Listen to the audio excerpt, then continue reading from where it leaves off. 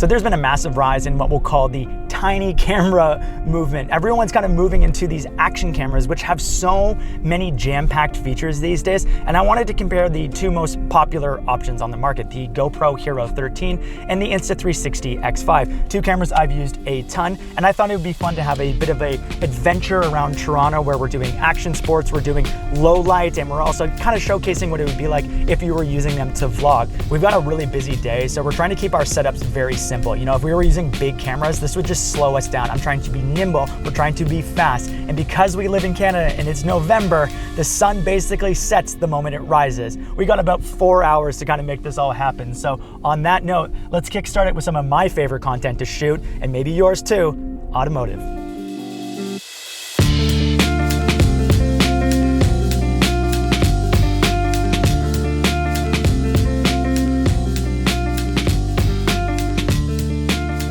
And I think it's super important to mention, yes, this video is sponsored by Insta360, but the X5 and the Hero 13 are very different cameras. And what I want you to do while you're watching this video is just pay attention to the different features so that you can make an informed decision on which camera is the right one for you.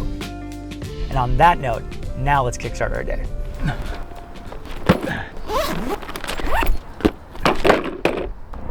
Here's my electric skateboard. That's a beast. Look at the wheels on it, eh?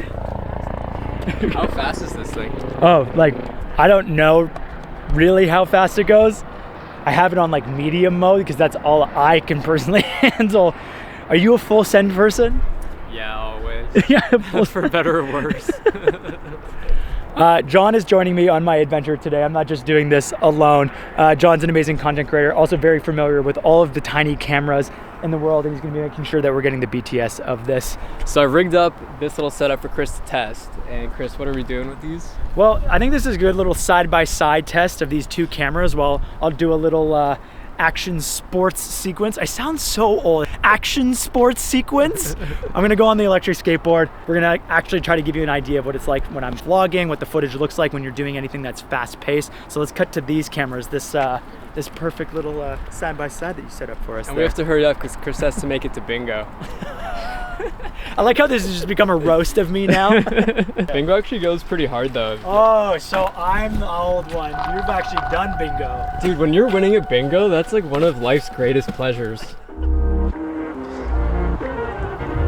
You know, when GoPro first launched, they were an action sports camera company. People use these cameras for action sports, but we're really stepping into a whole new territory. People are using these cameras for a lot of different reasons. So I'm recognizing that both these cameras are amazing at what they do. You know, you got 8K on the X5, you got 5.3K on the GoPro, and you also have insane stabilization. I mean, like, I'm literally doing a pretty like high action sport activity right now while being able to still talk with you, and it looks pretty amazing. But you know, obviously the main differentiator being the fact that the GoPro is a fixed lens, so you have to make sure that you actually have the exact frame that you want. But the nice thing that I've always found with the Insta360 X5 is that it's more invisible to me.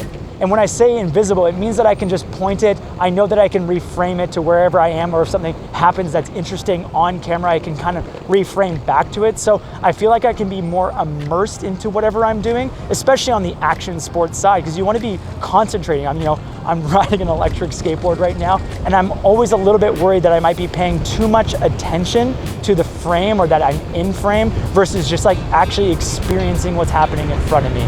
So that's a consideration when you're doing action sports with these two cameras. All right, we're gonna go and check out a place I've wanted to check out for a long time. Oh, and they got the goods. Aston Martin DB11 V12 engine waiting for us. Hey. Want me to give it some revs? I would love for you to give it some revs.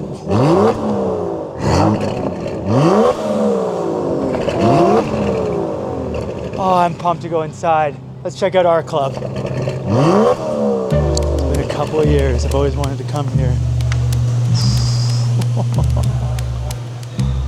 Sick.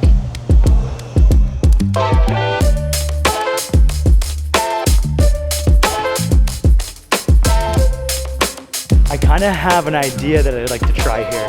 What if we did a B-roll challenge between the two cameras? John, are you down for a B-roll challenge circa 2018? Yeah, I'm always down for that. Okay. You know I'm very competitive though, right? I have an idea. Feel like this will work. So what we'll do, we'll flip this because we've got two sides on it. GoPro is the gear shift, and then our club there is the X5. Flip it. Okay, I've already forgotten what you said, but I trust you. Okay. What's that? I don't remember. I'll just take the X5 then. Okay, X5, that works. There you go. All right, John, you're up first. We're gonna start a little timer of about 5 minutes in the corner there. So can you talk us through your initial ideas? Yeah, so the first thing I want to get is a big sweeping crane leg shot because the space is so expansive and there's so many cars. I want to do what would take normally a few hours to set up, but in a couple minutes.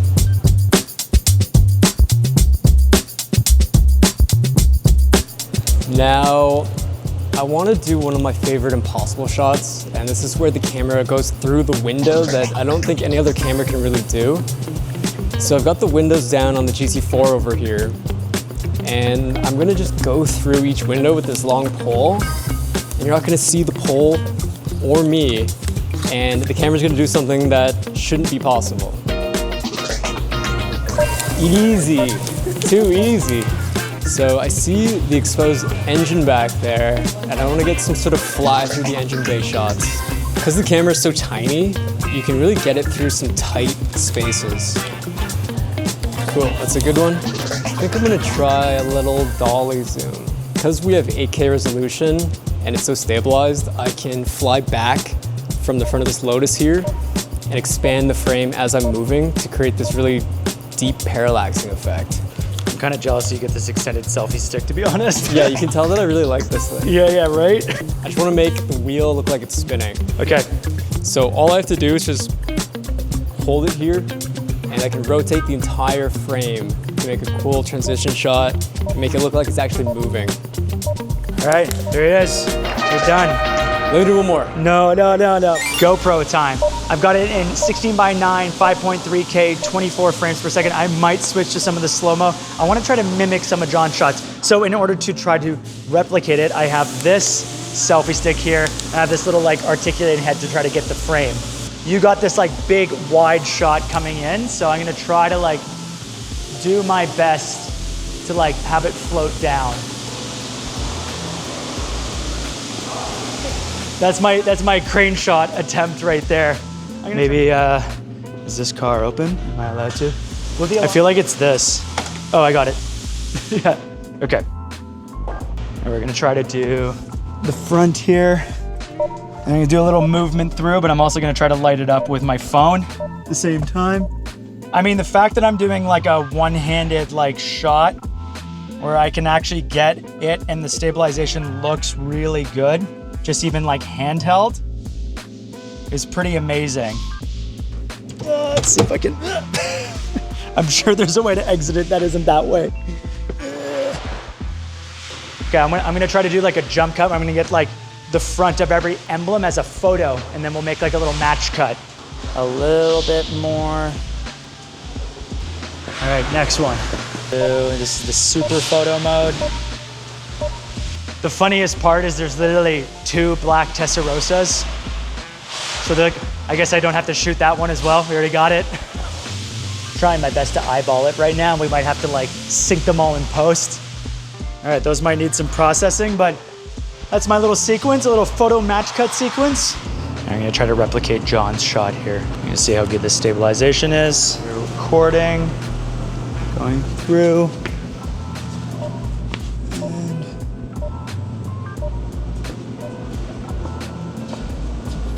All right, how are you feeling about that? I'm not feeling the greatest about it. I did the spin, like the first like 90 degrees, I was like, oh yeah. And then once I got to here, I was like, nope. So we'll see how that looks. I think they're both gonna have their strengths, honestly. We'll see. It's time for a B-roll challenge. GoPro Hero 13 versus Insta360 X5. Fight!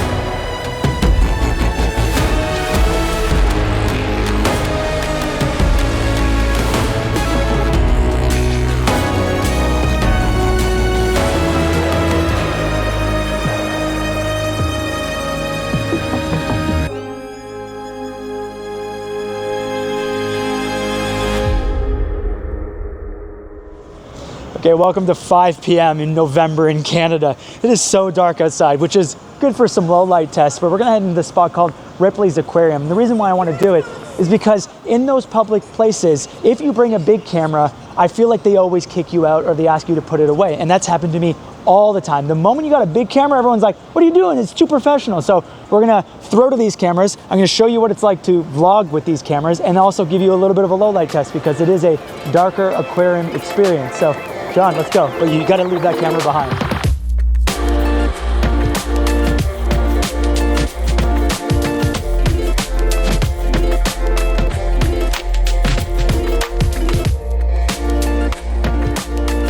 Start this vlog sequence with the GoPro Hero 13. I have the enhanced audio for my voice on right now, so hopefully this gives you a good sense of what the audio quality is like. But yeah, we're just in a public space, and what I love about vlogging in a public space with a small camera is that yes, people are gonna look at you, but it's just not as in your face when you have a massive camera. Everyone stares at you. You're just like, oh, that guy's just conceited because he's filming himself right now. But hopefully this gives you a little sense. We're gonna vlog for a little bit, and then we're gonna switch over to the X5. But yeah, this is pretty cool. Do some B-roll right now too.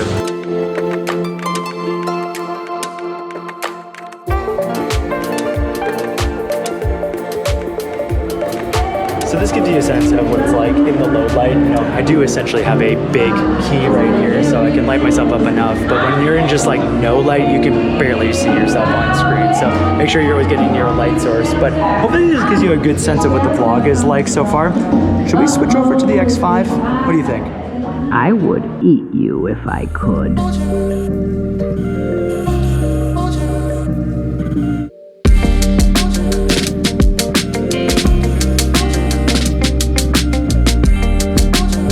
Okay, we have cut to the Insta360 X5. This is what the audio sounds like in the stereo mode setting, but there's a couple of different settings to really dial it in. So we're gonna switch over to the voice enhance right now. So this is what the audio quality sounds like with the voice enhance feature on. And in environments like this where it's a little noisy or there's some other people around, it's really nice to just use the on-camera audio using AI to enhance your voice for your vlogging scenarios. I wanted to show you one more option for audio. So as you go over the shark here, you can listen. I'm using the Insta360 Mic Air, which is a two-piece setup. I have the mic right here on my chest, and I also have the receiver. So when you plug the receiver right in, the Insta360 X5 instantly recognizes it and allows you to start using that as the microphone. So this is just another way to level up your audio game and give you options while you're creating content. And I think it's always a pro tip that the closer a microphone is to your actual source of audio, the better it's going to sound. Okay, we are back in the studio after using these cameras for a full day, and I have a few summarized feelings that I wanted to share with you as you might be making a decision about these cameras. So let's talk about the differentiating features. So one, I mentioned it a little bit earlier when we had our side-by-side comparison, but the X5 has an invisible selfie stick. Even though you saw it in those shots before, that's only because of the setup. But traditionally, when you're filming with this camera, you never see the selfie stick in the final shot. In comparison to the GoPro, there's almost no way that you can avoid it if you are shooting with a selfie stick with that camera. And in addition to that, the selfie stick also opens up a variety of different shots that you can get. Like we saw John pulling it through the windows, there's a lot more flexibility and opportunity to never miss your shot and also get even more creative, unique looking shots. Let's summarize the findings from our low light tests. Now, what I noticed when I was looking at the GoPro footage versus the X5 footage is that the GoPro footage looked noticeably noisier, and in some situations it did a pretty good job, but overall I would say that it struggled more than the X5 did in the low light setting. And that is because the X5 actually has a larger sensor to capture more light on it. And it also has AI chips that help to denoise the final shot, and that's when you shoot in something called pure video mode.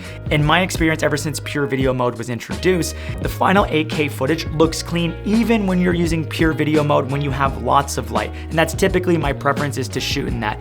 In addition to that, the X5 also has an HDR mode, which stands for high dynamic range. And to explain that in more layman's terms, it basically means it evens out the highlights and increases the shadows, so your overall image looks more dynamic in general. And Insta360 just recently updated the cameras to include adaptive tone, which balances out the brightness, the contrast, and color in your final 360 shot. Both cameras are waterproof, but the X5 is waterproof up to 49 feet, and the Hero 13 is waterproof up to 33 feet. There are optional dive cases for both cameras, and the dive case for the X5 actually even corrects the final image when you're filming underwater, and it looks good. I think it's important to note that there are different fields of view between the two cameras. The X5 gives you an option of a 170-degree field of view versus the GoPro's 156-degree field of view, which basically means that if you're doing high-action sports, especially POV style shots, you're gonna see more in the image with the X5 than you would see with the GoPro. When you're filming with the Insta360 X5, you can shoot once and know that you've never missed the shot, or in post-production really dial in the type of shot that you want or the cinematic movement as you're doing it. Whereas with a traditional field of view camera, if you miss the frame or you're slightly adjusted another way, that means you might have to do another retake. So what I've noticed between the two cameras is I'm shooting more often only one time with the X5 and sometimes having to redo takes with the GoPro style camera. And I think one of the most important value adds from the X5 is that you have more options for exporting for different aspect ratios. You have options to dial in for the distribution method that you have. Now, there is a little bit of flexibility on the GoPro Hero 13. You'd have to shoot in a more open gate style, and that would allow you to export for vertical and for horizontal. But you will be compromising on the options for stabilization, which then now you have to pick and choose which is more important to you, which is something that you don't have to worry about when you have the X5, because you also get the stabilization and the optionality for the different exports.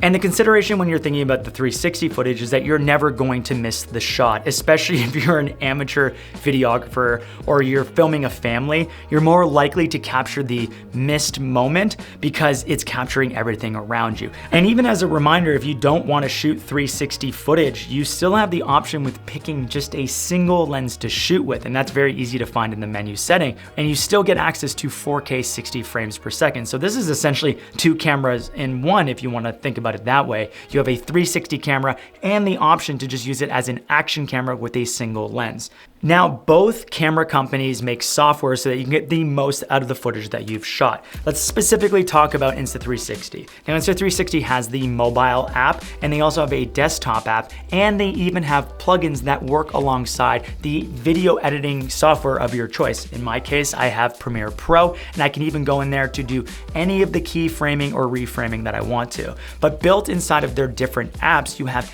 AI auto tracking as well as AI auto reframing. And it will even analyze your clips and decide what are the best moments and create edits for you, so that even if you're a beginner and you've never even touched a camera like this, you can create edits very quickly.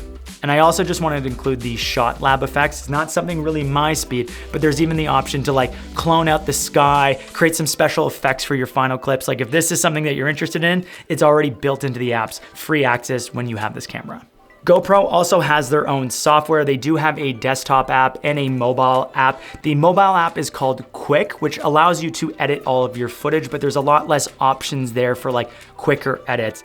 All right, let's talk about battery life. I didn't do a test myself, but let's talk about what they're claiming on paper. With the Insta360 X5, you're getting about 185 minutes of power, and with the GoPro Hero 13, you're getting about 90 minutes. Now, the charging time is also important to note. From 0 to 100, the X5 is claiming 35 minutes to full charge, and the GoPro Hero 13 takes about 120 minutes to get to full charge. Now, where I think this is important is that with that fast charge option, that means that if your battery happened to die and you didn't have extra batteries with you, you could quickly use a fast charger to get that camera back up and running. And I wanted to include a little asterisk here. The X5 actually gives you the option for reverse charging, which means that you can use whatever batteries left on the camera, reverse charge it out to charge your phone as a power bank if you needed to. There's even accessories that you can tap into to get things like the bullet time shot where you're spinning the camera above your head, and you can even add other accessories to get like motion time lapses. You're gonna get more out of the X5 when it comes to variety of shots, as well as like access to creative only X5 shots. And in my case, I always seem to be gravitating towards the X5, but I'm gonna head back to the outside world to close out the video.